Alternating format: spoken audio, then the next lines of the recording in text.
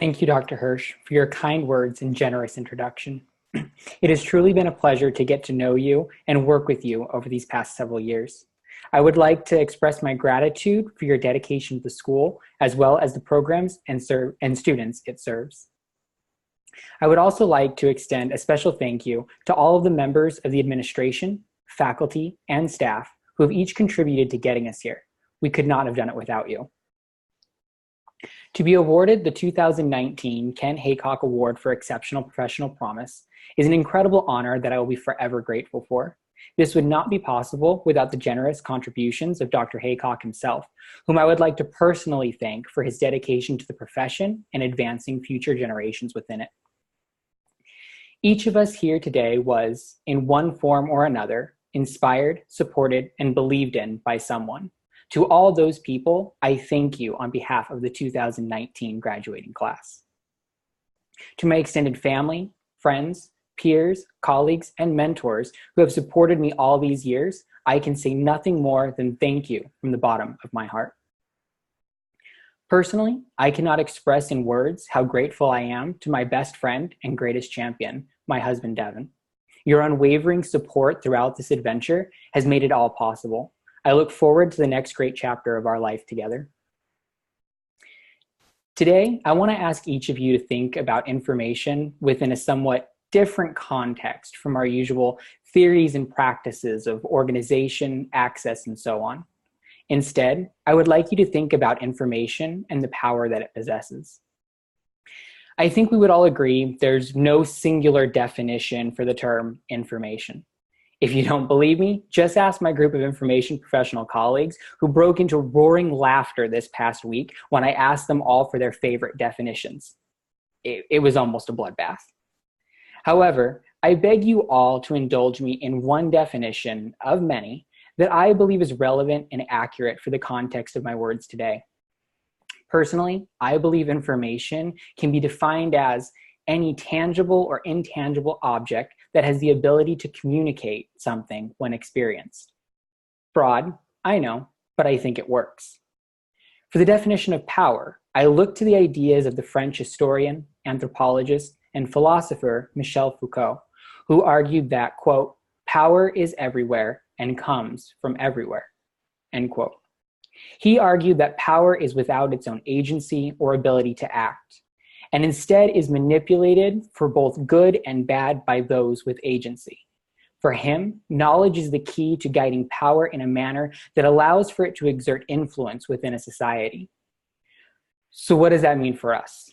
For me, applying these two definitions for information and power equate to a world where information is all around us. Like power, information is in everything we experience and engage with.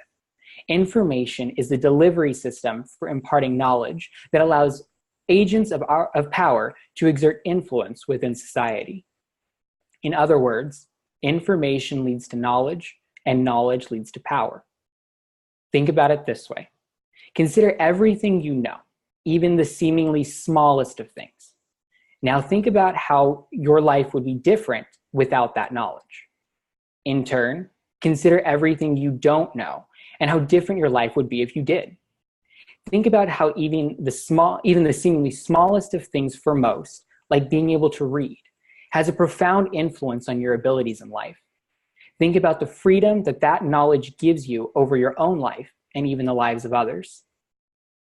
Personally, I have seen this in my work helping to found the iSchool's first generation student group with Dr. Anthony Bernier.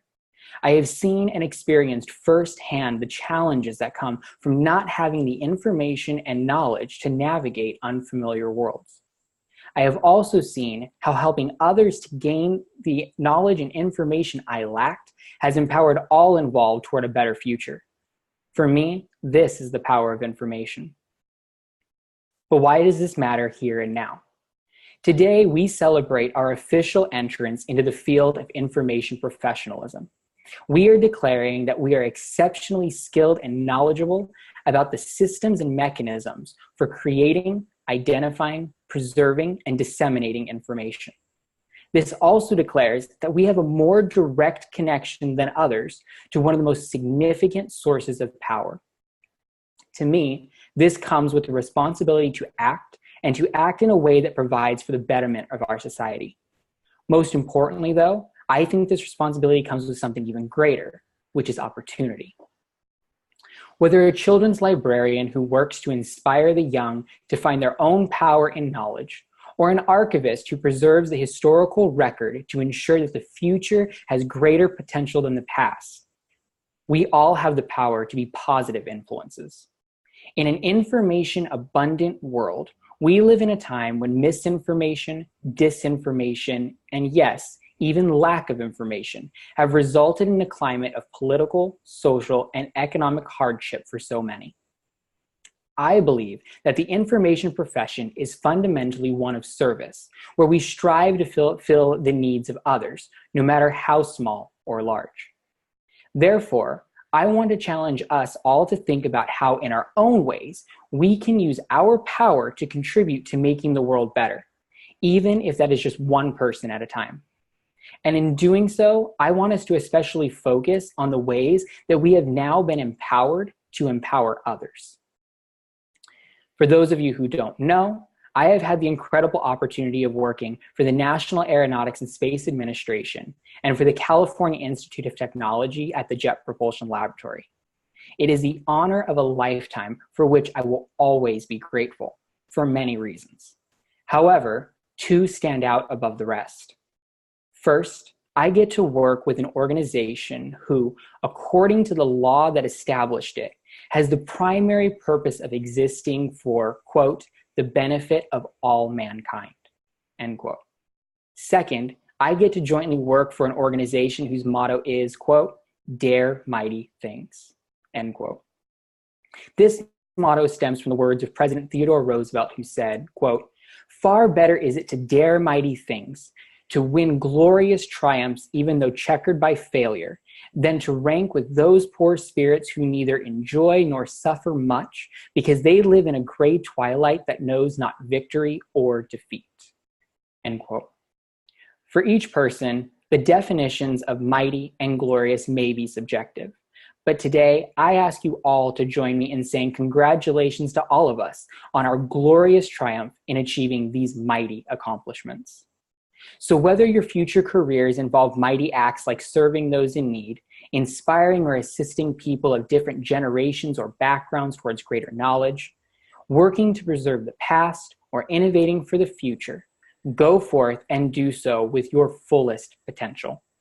Use the information, knowledge, and skills you have gained throughout your time at the iSchool and beyond to exert your power in a manner that empowers others and allows you yourself to serve and dare mighty things.